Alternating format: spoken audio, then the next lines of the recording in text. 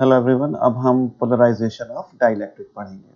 What is the dielectric material के ये हमने ये पिछले लेक्चर में पढ़ा था कि एक मटेरियल जिसमें कंडक्टिविटी नहीं होती है, जिसमें इलेक्ट्रॉन्स जो हैं सब अटैच होते हैं अपने न्यूक्लियस के साथ, फिर इलेक्ट्रॉन्स नहीं होते हैं, वो मटेरियल डाइलेक्ट्रिक मटेरियल कहलाते हैं और वो न्यूट्रल होते हैं, उनमें जितने पॉजिटिव उतने ही निगेटिव। लेकिन अगर सारे पॉजिटिव्स को एक तरफ, सारे निगेटिव को एक तरफ कर दिया जाए, मतलब सारे पॉजिटिव का Cg और सारे नेगेटिव का Cg, सेंटर ऑफ ग्रेविटी मतलब कहाँ सारा पॉजिटिव चार्ज मौजूद है, कहाँ सारा नेगेटिव चार्ज मौजूद है, वो अलग अलग अगर हैं दोनों तो वो पोलराइज्ड है, अदरवाइज वो नॉन पोलराइज्ड होंगे। जैसे मैंने आपको कल HCl बताया था, H एक तरफ और Cl एक तरफ, वो प्लस वो नेगेटिव, तो एक तरफ प्लस एक तरफ माइनस, तो ये क्या होगा, पोलराइज्ड होगा। लेकिन CH4 वो नहीं है क्योंकि सिमेट्रिकली प्लेस्ड है प्लस और माइनस सब तरफ।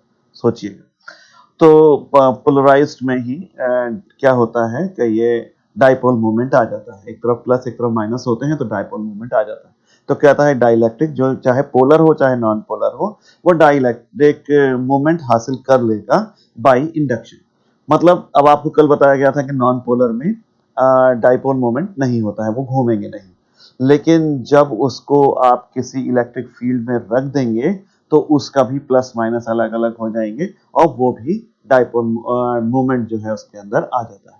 तो कहते हैं, एक फिर से पढ़िए, ए डाइलेक्ट्रिक वेदर पोलर और non polar will acquire DM diatomic moment by induction when placed in the electric field. जब इलेक्ट्रिक फील्ड में रखते हैं तो प्लस माइनस अलग अलग हो जाएंगे और वो भी, उनमें भी मोमेंट आ जाएगा। Then these elementary dipoles are oriented along the field direction, और वो अपने को फील्ड डायरेक्शन की तरफ को ओरिएंट करने की कोशिश करते हैं, comma the dielectric become polarized without affecting the neutrality of the dielectric. देखिए, शुरू में न्यूट्रल होता है, पोलराइज्ड होने के बाद भी न्यूट्रल हो जाता है।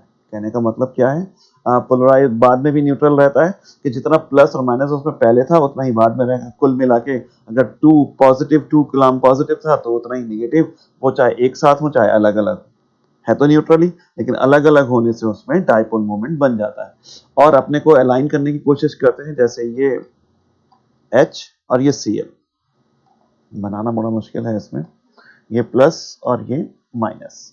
अब इलेक्ट्रिक फील्ड अगर आपकी लगी है इधर से इधर को, तो ये HCl अपने को इस तरफ को ही अलाइन करने की कोशिश करेगा। अगर ये ऐसे भी टेढ़ा पड़ा होगा तो ये इलेक्ट्रिक फील्ड की दिशा में आने की कोशिश करेगा। ये लिखा है यहाँ पे, ये लिखा नहीं है कि oriented along the field direction, field direction में ओरिएंट होने की कोशिश करेगा। तो in other words, by induction the one side get positively charge while the other side get negatively charge. अरे यार, ये है, अभी फिगर बना होगा नीचे, रुक जाइए, हाँ ये बना तो है बढ़िया सा फिगर। ये है डाइलेक्ट्रिक, इसमें प्लस माइनस पूरी तरीके से भरे पड़े हैं और ये न्यूट्रल। लेकिन जब आपने इस पूरे को यहाँ पे रख दिया दो पॉजिटिव और निगेटिव प्लेट्स के बीच में, तो पॉजिटिव की तरफ को इसके निगेटिव चार्ज भाग जाएंगे और निगेटिव की तरफ को इसकी पॉजिटिव चार्ज भाग जाएंगे। तो ये हो गया पोलराइज्ड, प्लस एक तरफ चले गए माइनस एक तरफ चले गए, लेकिन टोटल चार्ज इसमें अभी भी बराबर है जितना पहले की स्थिति में था। भाई इतनी सी बात। इन other words, by induction the one side gate positive charge while the other same negative charge, जितना उधर प्लस होगा उतना ही नेगेटिव उधर होगा। So electric field set up by them E dash opposes the external field से E0। बड़ी खास बात है, बाहर में प्लस और माइनस लगा हुआ है इधर को, तो बाहर जो इलेक्ट्रिक फील्ड है जो प्लस से माइनस की तरफ को लगी है वो कितनी है, कहिए वो है E0। सुना, अंदर कितनी फील्ड बन जाएगी इस प्लस और इस माइनस के कारण, कहिए E dash, ये लिखा हुआ है। So electric field set up by them E dash opposite that external field E0। E0 की दिशा इस तरफ को है प्लस माइनस की तरफ को, E dash की दिशा इस तरफ है प्लस माइनस की तरफ, ये एक दूसरे के अपोजिट होंगे। The following figure shows the induction process। इसी को इंडक्शन कहते हैं। प्लस और माइनस के कारण जहाँ चार्ज अंदर बन जाता है तो कहते हैं इंड्यूस्ड चार्ज है ये जो निगेटिव सारे या पॉजिटिव है, induced charge. Clearly, internal electric field जो है या induced field is present only when external electric field is present। अरे यार, बाहर की इलेक्ट्रिक फील्ड होगी नहीं तो अंदर कैसे E डैश बनेगा, सोचिए तो। अभी इस E का जिक्र रह गया है, अभी करते हैं। कहता है the field E dash due to the induced charge point opposite to E0। ठीक है, ये किधर को होती है उसके अपोजिट लगी है। Hence field inside the dielectric decreases same as the potential। तो देखिए ऐसा है कि E कितने के बराबर होगा, यहाँ पे बोला नहीं, द रिजल्टेंट फील्ड, देखिए आपने लिखा ना कि इंटरनल फील्ड तभी मौजूद होगी जब एक्सटर्नल फील्ड मौजूद होगी। बाहर वाला है ही नहीं प्लस माइनस, तो अंदर कुछ भी नहीं होगा। अब रिजल्टेंट फील्ड क्या होगी? बाहर की फील्ड इस तरफ को लग रही है, ये अंदर फील्ड इस तरफ लग रही है, तो एक रिजल्टेंट भी तो बनेगा। एक इधर जा रहे हैं, उधर जा रहे हैं, तो रिजल्टेंट क्या बना? ये वाला ई, ये वाला ई। तो ये दोनों के सम के बराबर होता है। अभी वेक्टर्स में लगाया है, तो कहते हैं the field E dash due to the induced charge point opposite to E zero. और ई डैश जो है वो ई जीरो के अपोजिट होता है, हेंस फील्ड, अब ये अपोजिट है ना, ई जीरो और ई डैश, ये वाले दोनों की मैं बात कर रहा हूँ, एक दूसरे के अपोजिट है, तो ई जो होगा वो जाहिर सी बात है ई जीरो के मुकाबले में कम होता है, क्योंकि ये घट जाता है ई डैश से। तो बाहर जितनी आप इलेक्ट्रिक फील्ड लगाते हैं, अंदर रिजल्टेंट या परिमाणिक फील्ड जो होती है वो कम होती है बाहर की लगाई हुई फील्ड की तुलना में। बत्ती सी बात याद रखिए। अरे जैसे आपको कल बताया था, जब कैपेसिटर की प्लेट के बीच में डाइलेक्ट्रिक रखते हैं तो कैपेसिटेंस तो बढ़ जाता है लेकिन पोटेंशियल डाउन हो जाता है। जैसे कहते हैं बिल्कुल सेम वही बात यहाँ लिखते हैं। कहता है कि इलेक्ट्रिक फील्ड जो इनसाइड होती है डाइलेक्ट्रिक के वो डिक्रीज हो जाती है, सेम एज जो पोटेंशियल जैसे डिक्रीज होता था, ये कल बताया। So we can write by using the relation. देखिए V बराबर ई डी, इसकी चैप्टर की इसी पेपर की पहली यूनिट में हमने V बराबर ई डी निकाला था। सो वी हैव इस रिलेशन से V जीरो कब? जब विदाउट डाइलेक्ट्रिक है तो इतना, और विद डाइलेक्ट्रिक इतना, ये सफिक्स में है VD, वो ED के बराबर। जिसको ये नहीं आता यूनिफॉर्म पोटेंशियल डिफरेंस को पढ़िएगा यूनिट 1 में। इन दोनों को डिवाइड करूं तो E जीरो अपॉन E आ जाएगा जो कि K के बराबर होता है। बस इतनी सी बात आपको सिर्फ पढ़नी थी। क्या बात थी कि पोलराइजेशन यही आएगा कि व्हाट इज डाइलेक्ट्रिक, बताइए पोलर और नॉन पोलर डाइलेक्ट्रिक क्या होते हैं, और पोलराइजेशन ऑफ डाइलेक्ट्रिक बताइए। 5 नंबर में ये सारी बातें पूछ लेगा, आप ये लिखाइएगा यहाँ। चलिए अब हम आगे बढ़ते हैं। अब capacity of A parallel plate capacitor partially filled with the dielectric, ये हेडिंग है भाई जिसको मैंने लाइन कही है। पार्शियली फिल्ड है मतलब एक प्लेट ये बनाई कैपेसिटर की, एक प्लेट आपने ये बनाई, दोनों पैरेलल बनाइएगा, और उसके बीच में कैपेसिटर का मटेरियल यहाँ पे भर दिया, लेकिन फुली नहीं भरा है। ऊपर भी हवा है यहाँ पे एयर, और नीचे भी हवा, ये बना रखा है फिगर राइट में, ये सब बना हुआ है।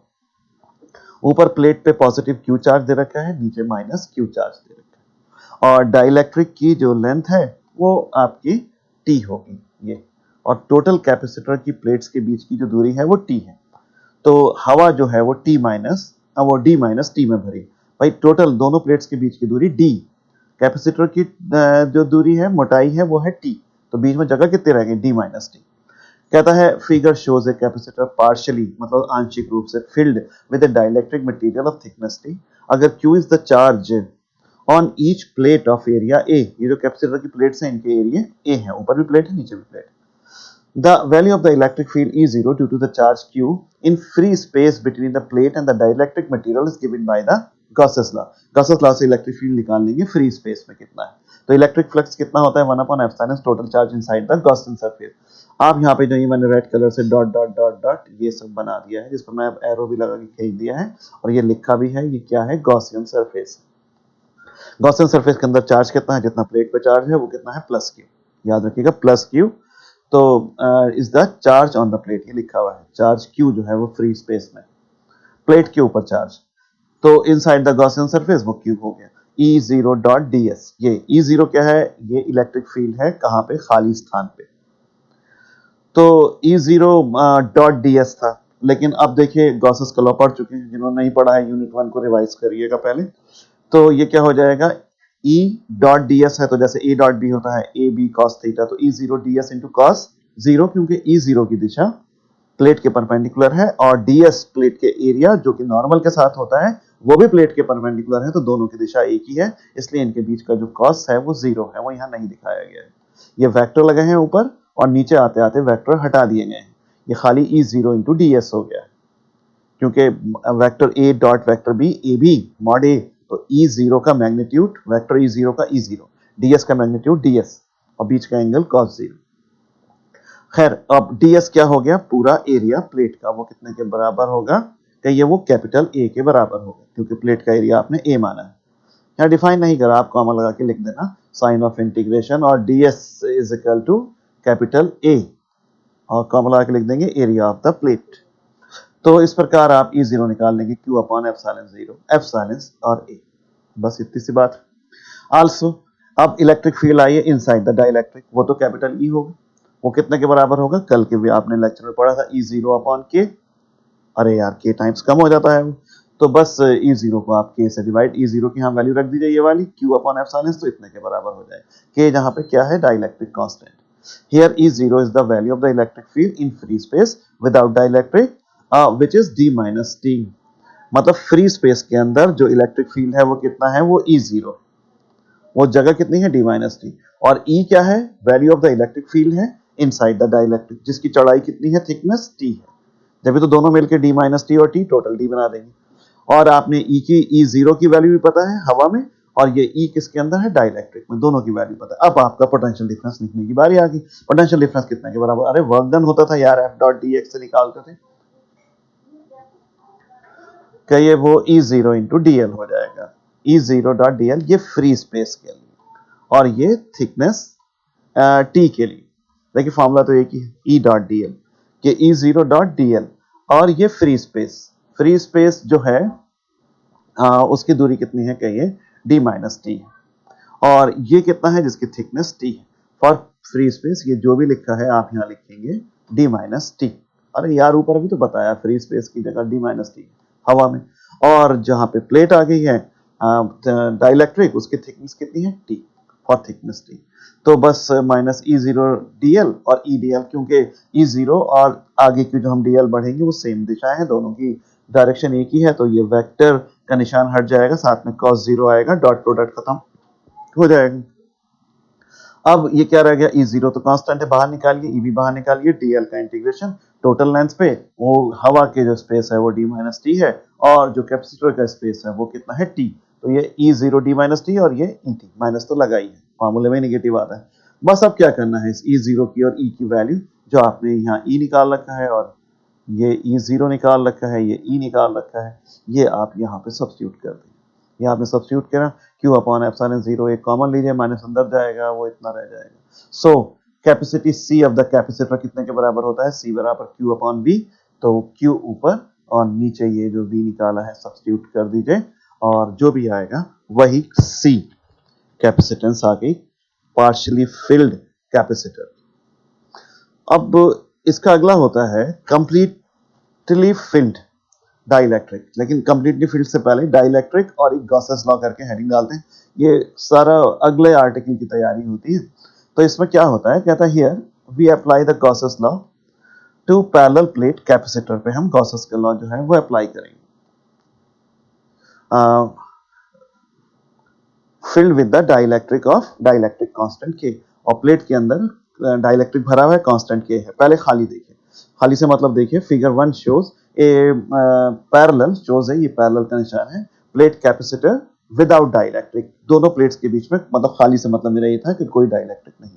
लेट द चार्ज, उस पर प्लस क्यू है ऊपर, नीचे माइनस क्यू है on the plate with proper sign, and A B the area of the each plate, कोई परेशानी नहीं, ऊपर वाले प्लेट का एरिया ए, नीचे वाले का भी, ऊपर चार्ज प्लस क्यू, नीचे चार्ज माइनस क्यू, और let E zero be the electric field, और ई जीरो यहाँ पे इलेक्ट्रिक फील्ड है जो प्लस से माइनस की तरफ को चलेगी, गॉसेस के लॉ से ही निकाल देंगे, इलेक्ट्रिक फ्लक्स बराबर 1 upon epsilon total charge inside the Gaussian, ये जीएस जो लिखा है गॉसियन सरफेस है, और गॉसियन सरफेस कहाँ है, ये ऐसे डॉट डॉट लगाइए और साहब इसे बंद कर दीजिए, कहना ये चार्ज इसके अंदर, ये गॉसियन सरफेस आ गई, यहाँ पे ये ऐसे करके डॉट डॉट पे लगा दिया, इसके अंदर प्लस चार्ज क्यू भरा हुआ है, ये हो गया क्यू अपॉन एप्सिलॉन। तो E zero dot D S, यहाँ पे आपने डॉट प्रोडक्ट किया, E D S cos zero आएगा पूरे सरफेस पे, ई और डी एस की दिशा एक ही है, क्योंकि ई जीरो की दिशा नीचे है और नॉर्मल की दिशा भी प्लेट की यही है, तो बस ई जीरो और डी एस का इंटीग्रेशन पूरे सरफेस का कितना होगा कि ये ए हो जाएगा, तो ई जीरो ए हो जाएगा,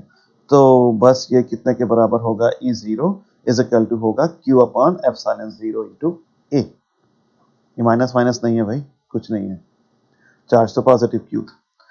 now place a dielectric between the plate as shown in the figure, ये पूरा भर दिया है इसमें प्लेट्स के बीच में, ये डाइलेक्ट्रिक का स्लैब है, अब उससे अरे यार ओवरलैपिंग हो रही है, कहिए ये जो लाइनें बनाई हैं, और ये प्लेट है, ये प्लेट है, एक प्लेट ऊपर और ऐसी एक चौखूटी प्लेट बनाइए नीचे। ये क्या है? ये कैपेसिटर की प्लेट्स है, ऊपर प्लस और नीचे माइनस, और ये बीच में कैपेसिटर जो है ये पूरा भरा पड़ा है, दोनों प्लेट्स को पूरी तरीके से आपने भर दिया। तो ये माइनस क्या लगा है और ये प्लस ऊपर को। असल में जब ऊपर आपने प्लस लगाया तो कैपेसिटर्स के निगेटिव जो साइन, जो इलेक्ट्रॉन्स थे वो प्लस की तरफ को भाग गए और पॉजिटिव जो थे वो माइनस की तरफ को आ गए। इतनी सी बात। ऊपर क्यू लगाया है तो नीचे यहाँ पे माइनस, ऊपर प्लस है तो नीचे माइनस है, लेकिन जितना प्लेट पे ऊपर प्लस क्यू होता है इतना नीचे माइनस नहीं बन पाता है। उसको Q dash minus Q dash बोलेंगे। उतना नहीं होगा जितना, अरे प्लेट पे आपने 10 वोल्ट लगा दिया तो ये कोई है कि डाइलेक्ट्रिक के अंदर माइनस 10 वोल्ट बन जाएगा उधर को, बनेगा लेकिन कम बनेगा। देखिए ये यही फिगर है, कहाँ गया ये तो कैपेसिटर है। जब आप प्लेटों के बीच में रखेंगे तो प्लस के साथ यहाँ पे माइनस आ जाएगा। आप कंप्लीटली फील्ड अगर कर देंगे तो ये बीच का गैप नहीं छोड़ेंगे, इसे चिपका देंगे यहाँ पे इसके साथ प्लेट के, तो ऊपर ये चार्ज नीचे ये चार्ज माइनस वाला, तो ये बराबर नहीं होता है उसके, ये क्यू डैश उससे कुछ कम ही हो। तो अब और यहाँ डॉट डॉट लगा के ये इन्होंने गॉसियन सरफेस बना दिया, ये लिखा है देखिए गॉसियन सरफेस। ये तो अब गॉसियन सरफेस में कितना चार्ज है? प्लस क्यू के साथ माइनस क्यू डैश, तो total charge inside the Gaussian surface अब क्यू माइनस क्यू डैश है। बस इतनी सी पढ़ाई थी। Clearly net charge inside the Gaussian surface कितना है? Q minus Q dash. Therefore with dielectric the Gaussian's law E dot ds 1 upon epsilon 0 लगा दिया तो लगा दिया, कोई बात नहीं। Total charge inside the Gaussian surface, तो E बाहर आ जाएगा, E डॉट ds जो है E ds cos 0 होगा। E बाहर क्योंकि कांस्टेंट है, ds अंदर, टोटल एरिया A है, पूरा इंटीग्रेशन होगा तो E आ जाएगा और इतने के बराबर। इसके दो हिस्सों में अलग अलग कर दीजिए। Here minus Q dash is the induced charge due to the polarization. ये लाइन यहाँ पे भी लिखी जा सकती थी, वरना आप ऊपर भी लिख सकते थे जब first time minus Q dash लिखा था, कॉमा लगा के नहीं देते भैया। माइनस क्यू डैश क्या है? इंड्यूस्ड चार्ज है जो कि डाइलेक्ट्रिक के अंदर बनेगा। आल्सो वी नो E कितने के बराबर जो इनसाइड द डाइलेक्ट्रिक होता है वही 0 अपॉन k होता है। तो E यूजिंग 1, अब 1 कहाँ है? कहिए 1 ये है, वो आपने निकाल रखा है, Q अपॉन इतना ऊपर निकाल रखा था। E जीरो की वैल्यू ऊपर निकाल रखी है, वो यहाँ डाल दीजिए तो Q अपॉन इतना बन गया। तो इक्वेशन नंबर 2 में आप यहाँ पे इन दोनों को देखिए ना, फ्रॉम 2 E की वैल्यू यहाँ पे डालिए, इसमें ये वाली वैल्यू यहाँ सब्स्टिट्यूट कर दें, करने से Q डैश बराबर इतना आ गया। तो बस, तो मतलब कितना चार्ज इंड्यूस्ड होता है वो उसकी वैल्यू है ये Q डैश की। कहता है if there is no dielectric between the plates then Q dash तो 0 होगा, और हवा का जो डाइलेक्ट्रिक कांस्टेंट होता है वो 1 होता है, तो Q डैश कितने के बराबर हो जाएगा? 0। यार जब डाइलेक्ट्रिक ही नहीं है तो अंदर चार्ज ही काय पे आएगा? Q dash 0, that is there will be no induced charge. The value of K is always greater than 1, सो Q dash induced charge is always less than Q। अरे भैया K की वैल्यू हमेशा 1 से छोटी होगी, तो ये घटने के बाद 1 अपॉन K कम रह जाएगा, ये Q को कम करेगा, तो Q डैश बराबर यहाँ पे क्या होगा? वो हमेशा कम हो जाएगा, किसके मुकाबले में? Q के। ये मैंने आपको शुरू से बोल रहा हूँ कि जितना बाहर प्लेट पे चार्ज लगाएंगे उतना अंदर डाइलेक्ट्रिक के अंदर चार्ज नहीं बनता है, तो Q डैश हमेशा लेस देन Q होता है, और डाइलेक्ट्रिक के अंदर का K हमेशा 1 से बड़ा होता है, ये याद रखिए। सो फ्रॉम 5 आप इसको ऐसे भी लिख सकते हैं, अरे यार Q dash Q minus Q dash, Q को अंदर मल्टीप्लाई कर दीजिए और ऐसे लिख लीजिए। Again by the Gaussian's law we have ये 1 अपॉन, ये फिर से लगा लिखा है यहाँ पे, और जबरदस्ती का पंगा ले रहे हैं और कुछ नहीं है। वी वैल्यूज को Q माइनस Q डैश को Q अपॉन यहाँ पे K लिख दिया है और इसको क्रॉस मल्टीप्लाई करके दिखा दिया है। एप्सिलॉन 0 भूल गए लिखना, ये बच्चों की कॉपी ऐसी होती है, यहाँ पे एप्सिलॉन 0 आएगा, क्रॉस मल्टीप्लाई करेंगे ना, इस तरीके से लिखा जा सकता है। कहता है this expression drive for the parallel plate capacitor but it is applied in all case where dielectric is present. अभी अगला आर्टिकल इसी से आगे हम बढ़ाएंगे, समय बहुत हो गया, नहीं तो मैं अभी इस अगले आर्टिकल को बढ़ाता, लेकिन अभी आप एक बात सुन लें कि यहाँ पे एप्सिलॉन 0 इन्होंने लगा दिया। आप हर जगह पे चाहें तो एप्सिलॉन कर सकते हैं, क्योंकि हम एप्सिलॉन 0 एम्प्टी स्पेस के लिए लेते हैं, ये कंप्लीटली यहाँ पे फील्ड, तो यहाँ पे एप्सिलॉन जो लगाया है उसको आप फिलहाल अभी ऐसे ही रखिए। मैं वीडियो लंबा हो गया, मैं यूं नहीं बोल रहा हूँ, अगले वीडियो में बात करता हूँ। फिलहाल आप जैसा है ऐसे ही इसको उतारने पे। ओके।